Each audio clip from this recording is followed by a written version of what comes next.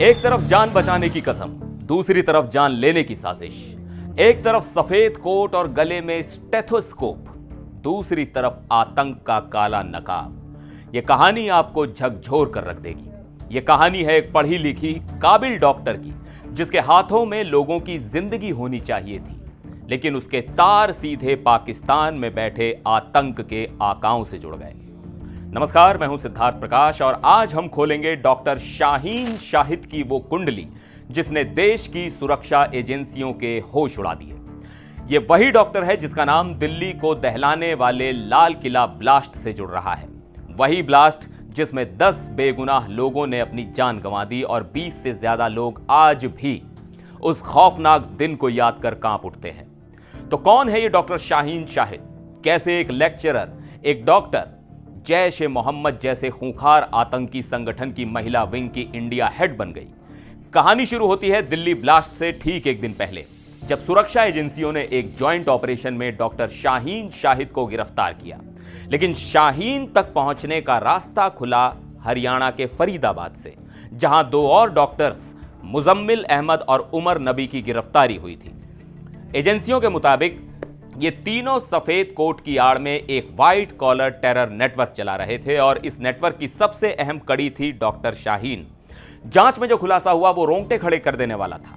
शाहीन भारत में जैश ए मोहम्मद की महिला विंग जमात उल मोमिनीन की हेड थी और उसे सीधे निर्देश मिल रहे थे जैश के सरगना मोस्ट वांटेड आतंकी मसूद अजहर की बहन सादिया अजहर से।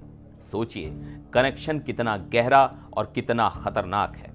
शाहीन की गिरफ्तारी के बाद जांच का दायरा पहुंचा लखनऊ, उसके घर तक। यहां यूपी एटीएस और जम्मू कश्मीर पुलिस ने छापेमारी की। इस दौरान जब शाहीन के बूढ़े पिता से बात की तो उनका दर्द छलक पड़ा।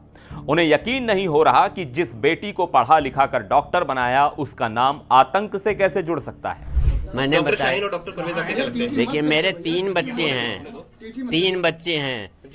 बड़ा है मोहम्मद शुएब जो मेरे साथ यहाँ रहता है, ठीक है। दूसरी हैं शाहीन सईद जिनके बारे में आप जिक्र कर रहे हैं, लेकिन मुझे यकीन नहीं है इसलिए बता रहा हूँ मैं। तीसरे थर्ड हैं परवेज सईद अंसारी। अच्छा, और शाहीन और परवेज ने डॉक्टरी कहाँ से करी है? शाहीन और परवेज ने पढ़ाई कहाँ से करी? शाहीन ने इलाहाबाद से MBBS भी किया है, MD भी इलाहाबाद से मेडिकल कॉलेज, दोनों मेडिकल कॉलेज से किया है। अच्छा, हाँ। ये बताइए कि क्या आपसे आखिरी बार लोगों की कब बात हुई थी? मैंने आपसे बताया कि करीब 1.5 साल हो गए मेरा भी तो दर्द हो रहा है।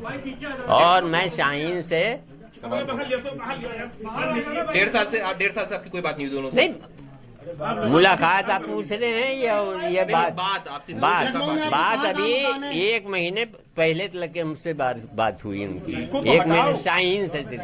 अच्छा, शाहीन से। हाँ। परवेज से कब आपकी? परवेज से हर हफ्ते होती है बात। कल मेरी नहीं हुई इसलिए बात, कल मैं एक शादी में था। अच्छा, ये बताइए कि आपके लखनऊ में कहाँ मकान है? एक आदमी। हाँ, क्या कह रहे हैं आप? आपके लखनऊ में कहाँ मकान है? कहाँ लखनऊ मकान कहाँ पे? कहाँ? ये मेरा मकान है। और जो IIM पे मकान है वो किसका? वो परवेज का है। परवेज का है। हाँ। तो वहाँ आते जाते रहते हैं वो? वो आते भी हैं यहाँ मेरी खैरियत। अगर नहीं आते तो मैं उनको संडे को जरूर फोन करता हूँ। अच्छा, परवेज जॉब कहाँ पे करते हैं? इंटीग्रल यूनिवर्सिटी में। मैंने आपसे कई बार बताया, आप भूल जाते हैं। ये बताइए कि कल से लेकर आज तक अपने पुलिस ने आपसे कोई संपर्क किया किसी जांच? नहीं, हमारे पास कोई संपर्क नहीं किया। अच्छा, ये बताइए कि आखिरी बार आपकी कोई बात नहीं हुई थी? शाहीन से कल कोई बात हुई या परवेज से कल कोई फोन उन्होंने खुद से किया? नहीं किया, कोई बात नहीं। उनको पुलिस ने डॉक्टर शाहीन को गिरफ्तार किया है। कि आपको इस बात की कोई अहमियत है? पता चला आपको किसी से? हमें तो किसी से नहीं पता, आप ही लोग से पहली बार पता लग रहा है जी। आपकी कोई बातचीत हुई थी परवेज से? परवेज से मेरी बात जो है आज से 5 दिन हुए। ट्यूसडे को हुई थी, बस ट्यूसडे कोई छुट्टी पड़ी थी जी। हाँ, गुरु नानक बर्थडे थी, उस दिन बात हुई थी परवेज से। बातचीत क्या? मैं सिर्फ खैरियत लेता हूँ, बेटा खैरियत है, कॉलेज में सब बढ़िया है, क्योंकि प्राइवेट मेडिकल कॉलेज है। भाई प्राइवेट वाले कभी भी निकाल सकते हैं। ये थे डॉक्टर शाहीन फरीदाबाद में कब से रह रही थी? डॉक्टर शाहीन फरीदाबाद में कब से रह रही थी, कुछ आइडिया आपको?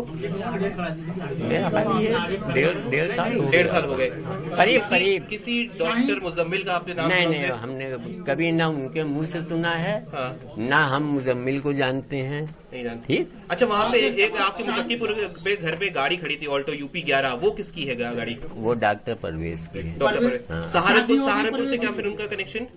सहारनपुर में डॉक्टर साहब हमारे परवेज जो हैं अपनी मिसेस के साथ रहते थे। अच्छा। शादी के बाद में वहीं चले गए थे। पिता को अपनी बेटी के गुनाहों पर यकीन नहीं, लेकिन एजेंसियों ने इसी घर से शाहीन के भाई डॉक्टर परवेज अंसारी को भी हिरासत में लिया। एक ही परिवार के दो पढ़े लिखे लोग और दोनों पर आतंक से जुड़े होने का शक। जब शाहीन के भाई शोएब से बात की गई तो वो हैरान थे और अपनी बहन से किसी भी तरह के संपर्क में होने से इनकार कर रहे थे। आखिरी बार कब बात हुई थी शाहीन से आपकी? आखिरी बार हमारी बात हुई, हमारे करीब 4 साल ताल्लुक नहीं है कोई। शाहीन से ऐसा क्यों हुआ? बहन है आपकी, ताल्लुक नहीं है? वो तो पारिवारिक मतलब जैसे होता है। अभी वो किनके साथ थी? अभी वो जिस ग्रुप के साथ थी? अब ग्रुप के साथ नहीं मालूम मुझे कि ग्रुप क्या है, वो तो भाई मीडिया जैसे। अच्छा, यहाँ आते जाते थे? जो आप बता रहे हो वही है, हम टीवी पे देख रहे हैं, वही हम देख रहे हैं। आके लगा दिए वो। आप कैसे देखते हैं इसको, जो घटना घटी, इतने लोग मर गए, न्याय क्या उन लोगों की मौत के लिए? आपके भाई बहन अब इसमें तो अभियुक्त हो गए हैं, कैसे देखेंगे? वो बनाया जा रहा है, वो मुझे। अच्छा, आप ऐसा मान रहे हैं कि उनको बनाया जा रहा है, वो है नहीं, ऐसा आप मान रहे हैं? आप लोगों को क्या लगता है कि सच में कुछ ऐसा हो सकता है कि नहीं हो सकता? जी, हमको तो नहीं लग रहा। रुक जा भाई। आग आग बंद कैसे हो गया? कैसे संपर्क कैसे टूटा आप लोग का? भाई है की बात भाई थी, आपस में पारिवारिक बात होती है भाई। आपके घरों में भी हो रही होगी, आप सब लोग हैं पारिवारिक भाई बहन होंगे। अच्छा, कश्मीर आना जाना भी था बहन का, भाई का? आपकी कश्मीर के लोगों से बातचीत थी? कोई जान पहचान? मुजम्मिल के बारे में कोई जानकारी? जितनी मीडिया में देखी बातें दिखाई जा रही वो मुझे आज पहली बार पता चला। हिंदी खबर नहीं पहली बार पता चल रहा है। भाई का दावा है कि 4 साल से कोई बात नहीं हुई, लेकिन एजेंसियों को जो सुराग मिले वो कहानी कुछ और ही बयां कर रहे थे। शाहीन की कार से एक राइफल और जिंदा कारतूस भी बरामद हुए। सवाल यह है कि एक डॉक्टर को इन हथियारों की क्या जरूरत पड़ गई? अब शाहीन के अतीत को खंगालते हैं। पता चला है कि कानपुर के गणेश शंकर विद्यार्थी मेडिकल कॉलेज में शाहीन 2006 से 2013 तक लेक्चरर थी। कॉलेज के लोग बताते हैं कि वो बेहद शांत स्वभाव की थी, किसी से ज्यादा मिलती जुलती नहीं थी। लेकिन 2013 में कुछ ऐसा हुआ जिसने सबको हैरान कर दिया। शाहीन अचानक बिना किसी को बताए लंबी छुट्टी पर चली गई। कॉलेज नोटिस भेजता रहा, लेकिन कोई जवाब नहीं आया। आखिर में 2021 में कॉलेज ने उसकी सेवाएं समाप्त कर दी। 2013 के बाद से जैसे शाहीन ने अपने अतीत से सारे रिश्ते तोड़ लिए थे, और इसी दौरान शाहीन निजी जिंदगी में भी एक बड़े भूचाल से गुजरी। शाहीन की शादी महाराष्ट्र के जफर हयात से हुई थी, लेकिन यह रिश्ता ज्यादा दिन नहीं चला। 2015 में दोनों का तलाक हो गया। आखिर इस रिश्ते के टूटने की वजह क्या थी? शाहीन के पूर्व पति जफर ने इस बाबत क्या कहा, सुनिए। कल रात में मुझे ये पता चला, ये तकरीबन 11 बजे के आसपास की बात है, कि शाहीन गिरफ्तार हो गए। इस टाइप के मामलात में वो शामिल है। देखा है किसी ने? नहीं, हमको ऐसे ही ओरली बताया गया। हम कुछ काम कर रहे थे उस वक्त। निकाह सर कब हुआ था आपका? निकाह मेरा जो 2003 में नवंबर, नहीं गांव से हुआ था। एजुकेशन साथ में रही आपकी लोग की अलग-अलग? नहीं, अलग अलग।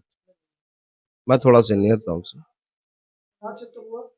तलाक जो है वो 2012 के लास्ट में। नहीं, कुछ खास वजह नहीं थी मेरे तरफ से, कुछ खास नहीं थी। उनके साइड से क्या था उस मुझे ज्यादा अंदाजा नहीं उसका। कुछ हो सकता है कोई दिल में रहा हो, कोई दुआ पे ना आया हो सकता है ऐसा कुछ रहा हो। विवाद होता है पहले तो, क्या किसी बात को लेकर विवाद कुछ नहीं हुआ कभी ना, अभी कोई हम लोग लड़ाई झगड़ा कभी कुछ नहीं। हम लोग बहुत प्यार मोहब्बत से रहने वाले इंसानों में से। 2012 से लेकर 15 तक कितना साल हो गए। अब इस दौरान शायद उनका कहीं इन्वॉल्वमेंट रहा हो, तो मुझे तो भाई कुछ पता नहीं उसके बारे में, कुछ भी नहीं। मुझे अभी कल पता चला कि वो यहाँ इंडिया में है, नहीं तो मुझे पता ही नहीं था यहाँ है कोई उनका। पति से तलाक, नौकरी से गायब होना, ये वो दौर था जब शाहीन की जिंदगी बदल रही थी। तलाक के बाद वो फरीदाबाद शिफ्ट हो गई और यहीं वो डॉक्टर मुजम्मिल के संपर्क में आई और यहीं से आतंक के उस रास्ते पर चल पड़ी जिसकी मंजिल सिर्फ तबाही थी। यहीं से वो मसूद अजहर की बहन सादिया के सीधे संपर्क में आई। अब इस पूरे मामले की जांच देश की सबसे बड़ी एजेंसी एनआईए कर रही है।